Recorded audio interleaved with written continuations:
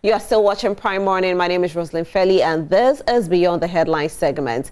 Yesterday, Arise Ghana decided to go on the streets to protest with regards to the hardship in the country. However, there was some chaos that broke out. I want to read a bit about what Daily Graphic reported, and the cause was that while the protesters insisted on using the Ring Road Central, the circle towards the police headquarters, to picket at the Jubilee House, the police said the demonstrators should march to the Black Star Square through the Kwame Nkrumah Avenue, where a team of policemen were lying in wait to coordinate the demonstration. However, the protesters decided to use the Ring Road Central, whilst the police stood their ground and insisted that the police or the protesters should rather use the other way, and this caused a lot. We had the protesters pelling stones at the policemen, and hence the police were forced to use tear gas to disperse the crowd. Manuel is right here with me in the studio, and he can tell us exactly what happened. Good morning to you, Manuel. Good morning. How are you today?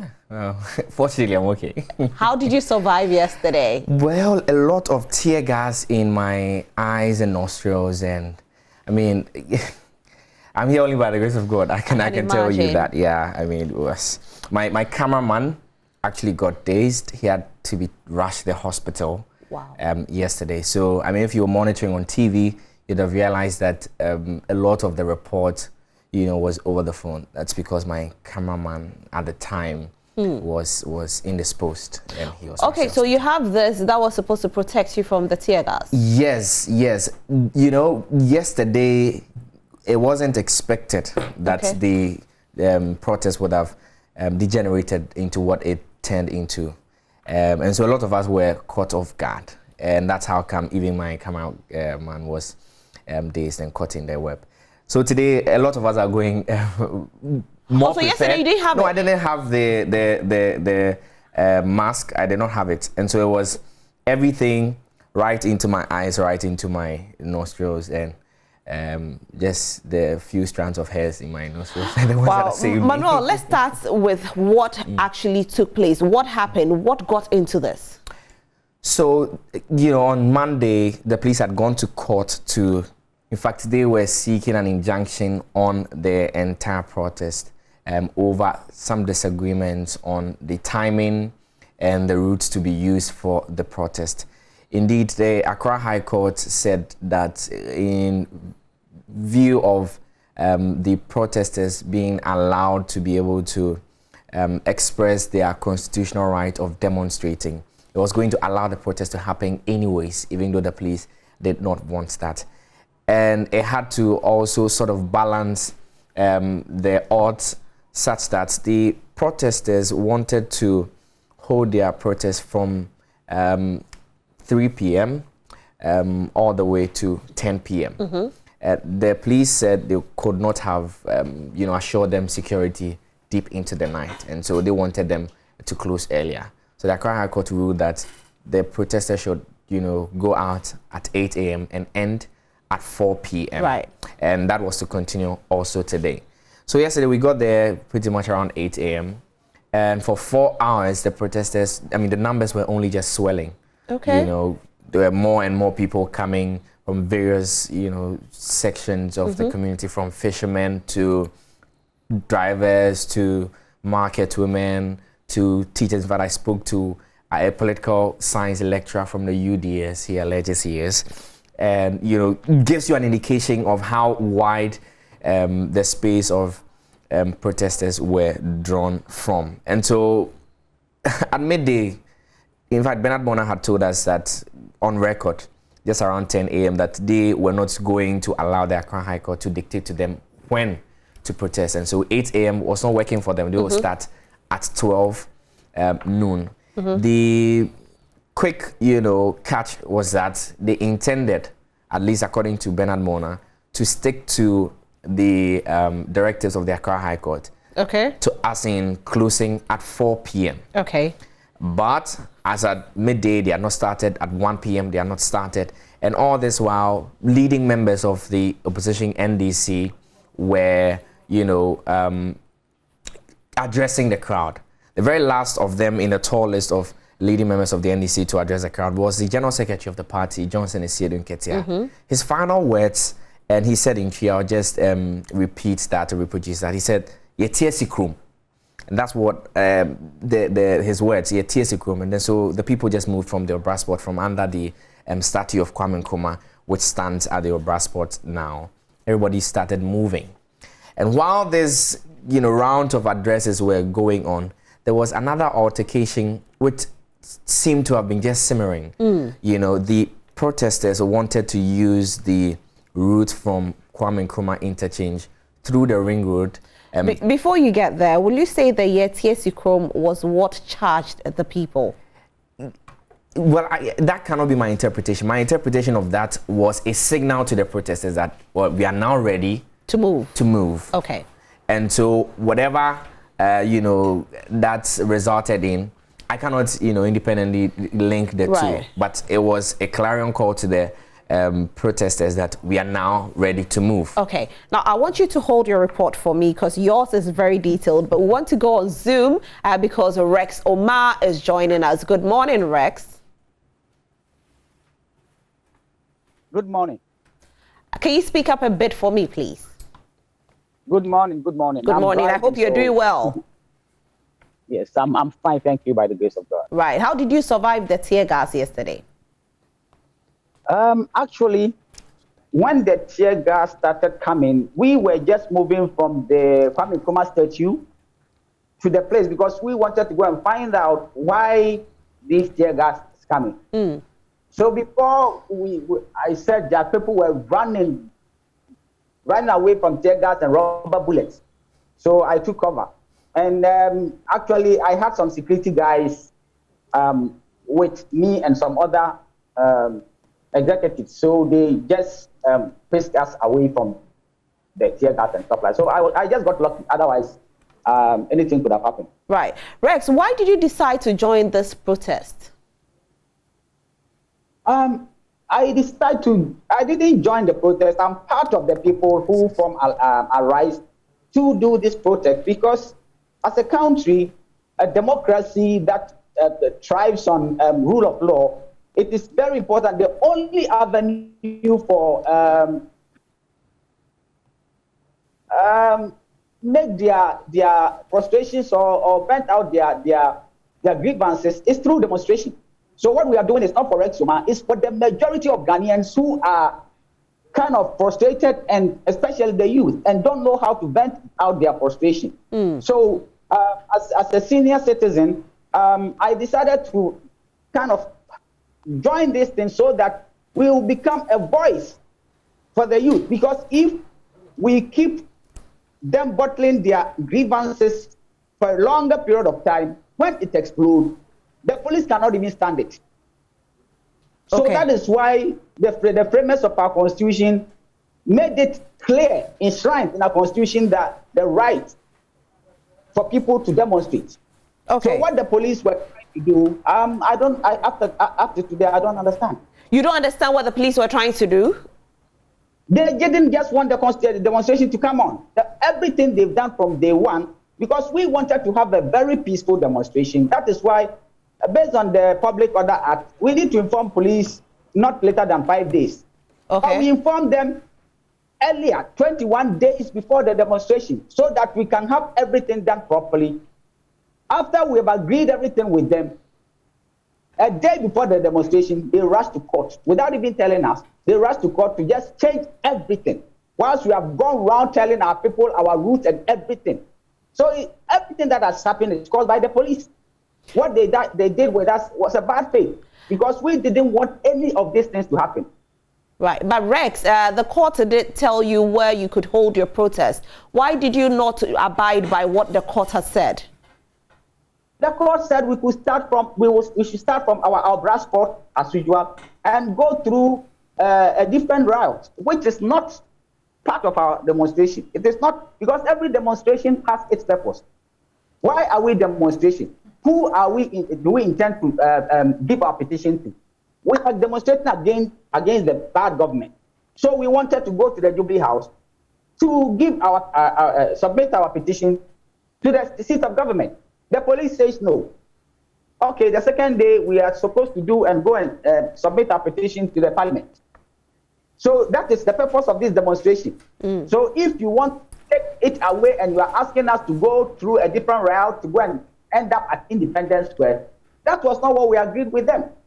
We agreed with them with our route. They didn't have a problem with the route. They only had a problem with the type of closing.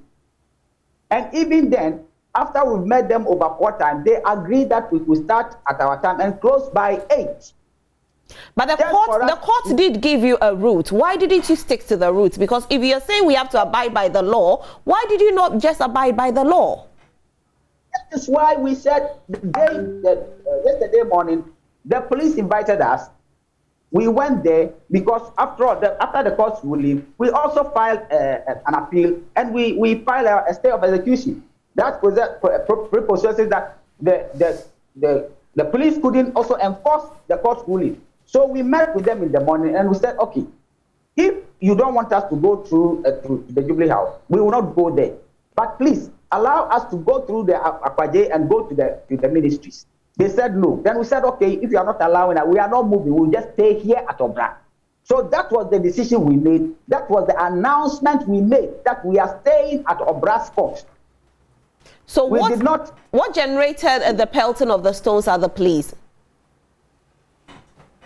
My sister, the thing is, are there a pack of stones at Circle? When we were, there were no stones there. So the whole situation after the route, then we had evidence. We found evidence that some of the police people were have taken some of our clothing, like the Arise Ghana t-shirts and whatever. We have the first guy who threw the stone. He is not one of us. He is within the police. When we saw him, and some of our people pointed to the police that this guy is the first one who threw the stone, so please arrest him. The police rather protected him. So you're saying that the throwing of stones started from the police. Is that what you're saying? That is what we are saying, and that is what we have in evidence. And the police say they are doing investigation. We also have terms, and let the investigation be done. Okay. And let's see who started throwing the stones. All right. What's the current state of the people who got injured yesterday? Most of them are doing well. They are being treated in the hospitals, and by the grace of God, they are doing well. We thank God for that. So have you visited them? Have you visited any? Yeah, we are a big team. You know, the demonstration has not completed. We are also doing today. So we have been assigned. So we have a team that is taking care of them. I'm not part of that team, but I know that they've been taken care of. And then I'm also assigned to do other things. All right. Thank you so much, Rex Omah, for joining us this morning.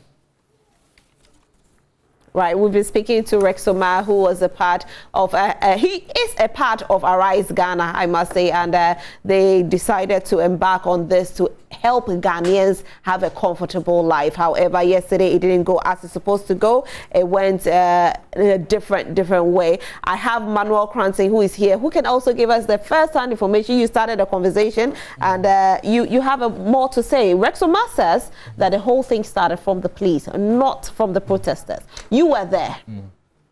Well, I think it is very difficult to, tell who was who, because, for instance, yesterday in the Arise Ghana press conference, they said that people who were not in police uniform were actually people who had been, according to Sami Jemfi, who spoke for them, but people who had been contracted by the police officers to just infiltrate the space of the protesters and act as though they were protesters, when indeed they were only what he calls provocateurs. So I will not be able to say it's the protesters or it is the police. Okay. The only contradiction that I can give to you, at least from what Rex Omah just told us, he indicated that their indication was to stay at the Obra spot and not move anywhere.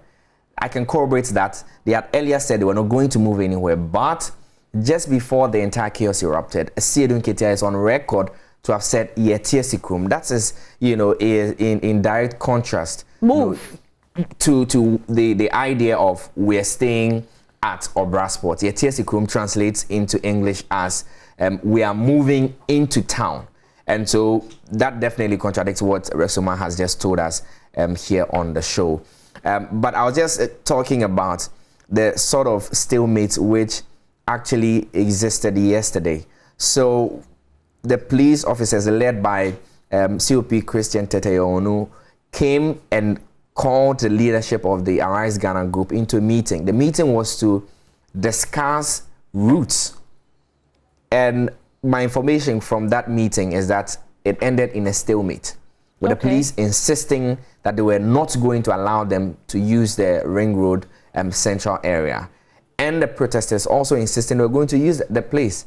And so it was something a semblance of a push from the protesters and a pushback from the police officers. And definitely from the pictures that we've been showing you in the past couple of minutes, there were different levels of police human walls that had been, formed just to prevent the protesters from gaining access to the Ring Road central area. And as they were pushing and the pushback followed, I can confirm to you that I saw a stone fly towards the police. Another one followed. In fact, the third one followed. That was when I saw the first canister of tear gas move from the end of the police into the protesters. And so from where I was standing, that is the confirmation that I have. I mean, if there's any, information that would emerge subsequently, that is, not something that I saw. What I saw is 3 stones flew from the end of the protesters. Well, now even the identity of the protesters is now in questioning. Exactly. Because Sami Jefitu has come out to say that, they were planted in there to cause the chaos. But so from the end of the perceived protesters, just to be safe, 3 stones flew from their end to the end of the police, and then a canister of tear gas. 3 stones. Yes. Okay. So just in quick succession, the first canister came, the second one, third one, and then it was, as they call, in the pidgin language, static. Everybody was, just running and for then the cover. rubber bullets followed. So I was shown. But no, I know you have to go, so quickly. Cases of like shells of rubber bullets.